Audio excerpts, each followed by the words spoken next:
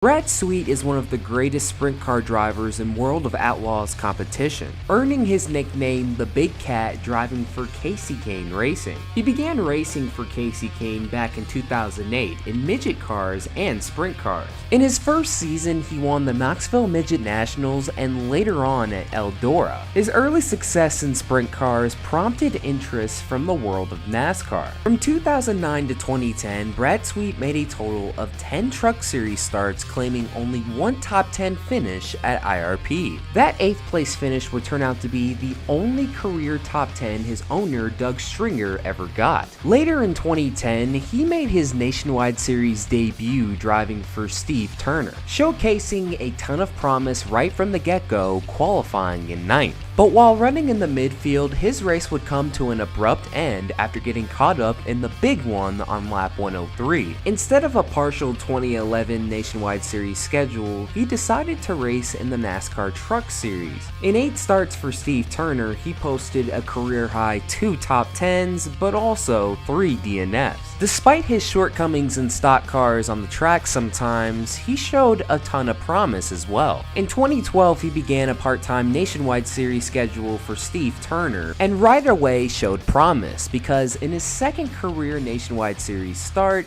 he was running inside the top 5 with less than 10 laps to go. A battle between him and that season's future champion in Austin Dillon ensued. In the end, Brad Sweet walked away with a 6th place finish, but it was his first career Nationwide Series top 10 in just his second start. While it started very promising, unfortunately, this is as good as it's going to get. He wouldn't score another top 10 until the fall Kentucky race and did a whole lot of spinning in the process. Gets into the left rear of Danica. She can't do anything but try to chase the car up the hill right into Brad Sweet.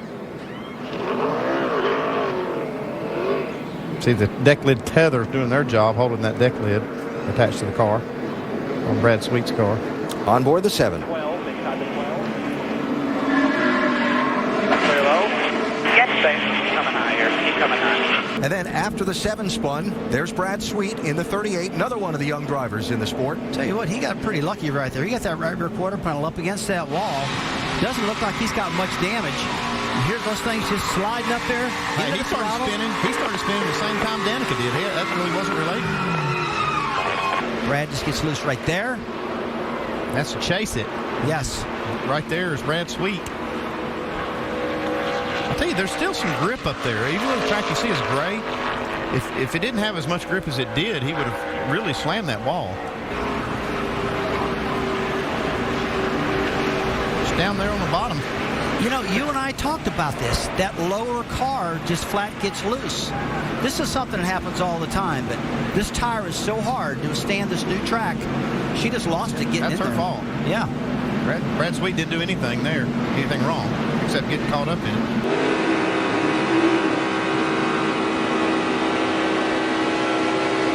Yeah, it looked like Stenhouse just pushed him a little bit too hard off that corner.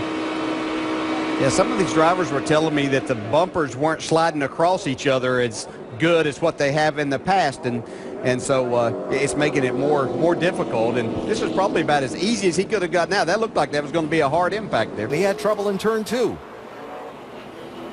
Yeah, he jumped a cushion. That's a pretty good job with it. We almost caught that. Yeah, he did. He really almost caught it. Didn't hit anything though. It's a big break, and this is what I'm talking about. This, yeah, there you see the spin by Sweet. Same exact thing. Got up out of the groove. Happened to get a little bit closer to this inside wall.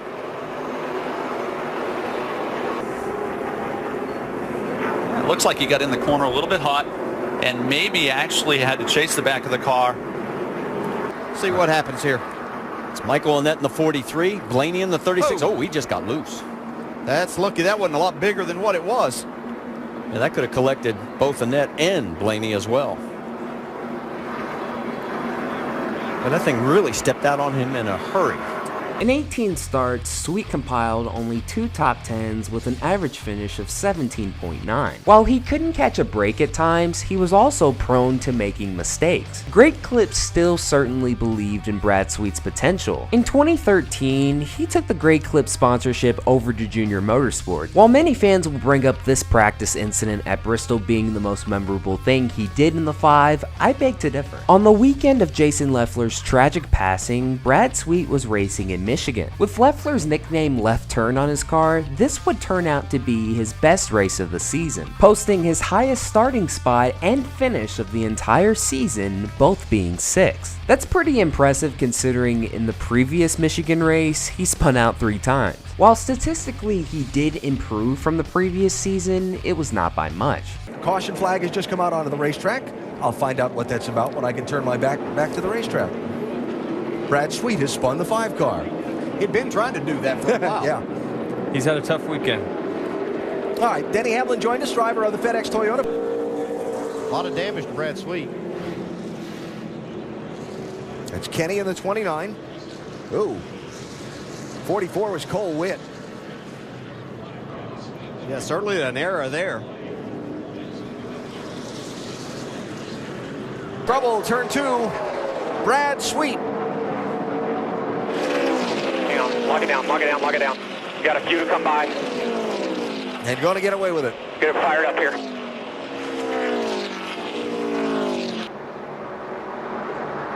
He's already around by the time we catch this. Amazing, he didn't hit anything. 3 wide in front of him. And this is going to get ugly. he's loose here. Yeah. He's turning right.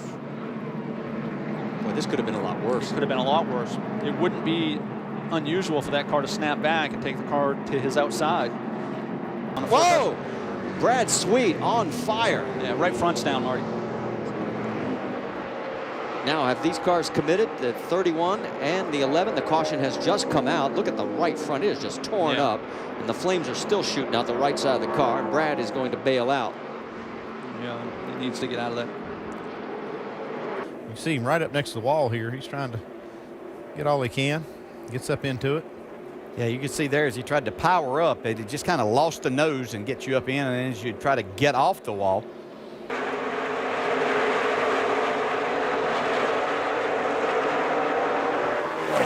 Oh, trouble! Brad Sweet in the wall.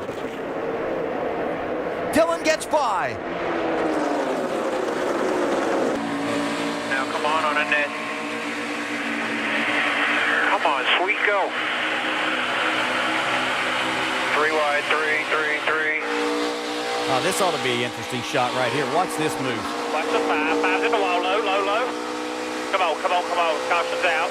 In 17 starts, he posted a career-high 4 top 10s and an average finish of 19.3. He never raced in NASCAR again after 2013, with a portion of the fan base calling him a bust, because he did show a ton of promise at times, but the problem was it was never sustained. He would eventually get caught up in some sort of issue, whether it was his fault or someone else's. While it didn't work out in stock cars, his sprint car career is a much different story. In 2018, he went on to win the Knoxville Nationals, and then from 2019 to 2021, he won 3 straight World of Outlaws championships. While it didn't work out in NASCAR, do not forget that Brad Sweet is one of the greatest sprint car drivers in history. But unfortunately, he is also a NASCAR bust. And once again, that'll do it for another video. Thank you guys so much for watching. This is Black Flags Matter. Catch you next time.